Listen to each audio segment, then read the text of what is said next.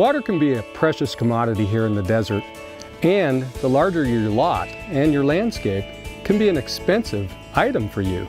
So you want to salvage as much of the water that falls on your property as possible. In this case, I'm going to show you a very simple rain barrel installation. And what we did is we took our downspout, we measured to where we needed to cut it off and cut it off right here, and added a couple of 45s. This is a food grade barrel. Less expensive than the true rain barrels you're going to see in big hardware stores. It actually cost me $25, and you can get these almost anywhere. This probably used to have syrup in it for soda, and they can't reuse them, so you want to recycle them. You're actually helping them out. If you go online and click, used food grade barrels, I'm sure you'll find some good sources for them.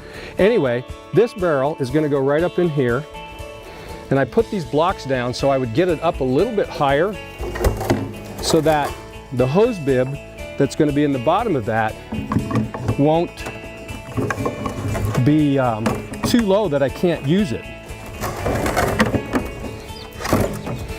And again, this is just a downspout adapter that happens to fit nicely right over the hole that's in the top of this rain barrel.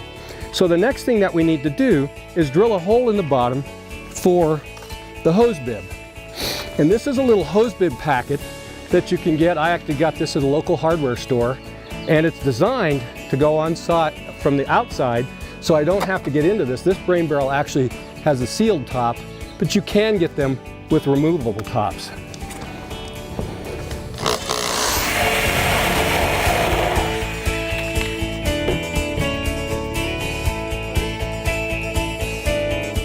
And then your hose just goes right onto there. So when the rain barrel fills up, you can go ahead and use as much or as little of it as you want, water your pots, water some adjacent flower beds or whatever.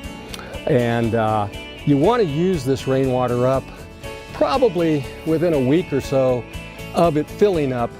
If your rain barrel's in the shade, you can probably let it stay in there a little bit longer. If it's in the sun, you're going to start to get algae to form in there. And of course, if you're going to be using this water to water your plants, you don't want to put chlorine in there. So the other thing you can do, because this barrel actually has a removable top up here, is you could add a little hose water in there if it starts to get nasty before you get to use all of it up. Now, let me show you, if you don't want to put a rain barrel in, why you should gutter and what you should do with your gutters so that you use most of that water that falls on your house.